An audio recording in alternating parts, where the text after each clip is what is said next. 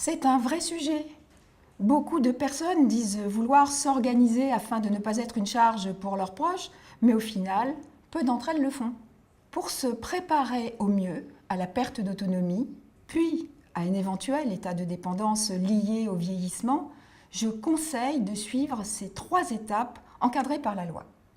Premier outil, première démarche, choisir la personne de confiance. Il s'agit de désigner quelqu'un, un mari, une femme, un enfant, qui vous accompagnera dans les démarches et qui pourra être consulté par les médecins en cas d'urgence. La personne de confiance doit être désignée par écrit et il est recommandé que ce document soit intégré dans le dossier médical.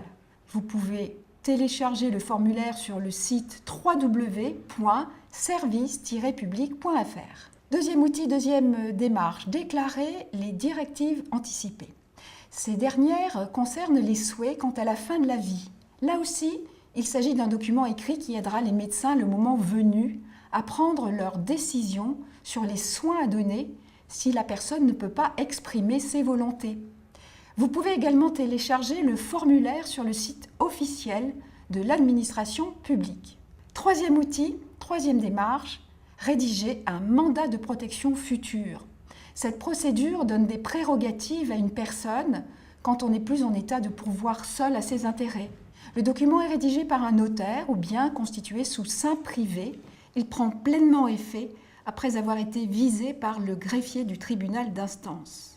Une fois ces 3 démarches effectuées et une concertation avec la famille bien amorcée, il faut se poser les bonnes questions.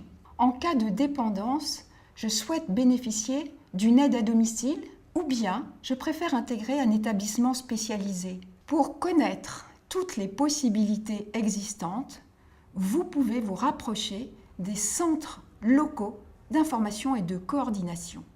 Les clics répondent à toutes les questions sur la vie quotidienne des seniors, le maintien à domicile, les structures d'hébergement, loisirs, vie sociale. En France, les aides externes sont très développées. Par exemple, les personnes âgées dépendantes peuvent bénéficier de soins infirmiers à domicile, les SIAD, ou bien de services d'aide et d'accompagnement à domicile, les SAAD, qui permettent de conserver une autonomie dans la vie quotidienne.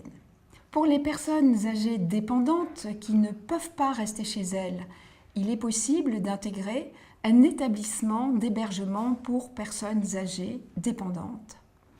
Véritables alternatives aux soins à domicile, les EHPAD sont des maisons de retraite médicalisées.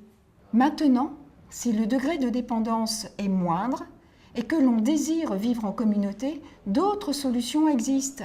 Pourquoi pas une résidence autonomie, une colocation avec des amis ou bien encore une famille d'accueil. Il y a de nombreuses initiatives sur notre territoire. En tous les cas, la question de la dépendance doit se poser de manière anticipée et en totale concertation avec sa famille. Ne pas être une charge pour ses proches, c'est d'abord faire en sorte qu'ils conservent une vie familiale et professionnelle.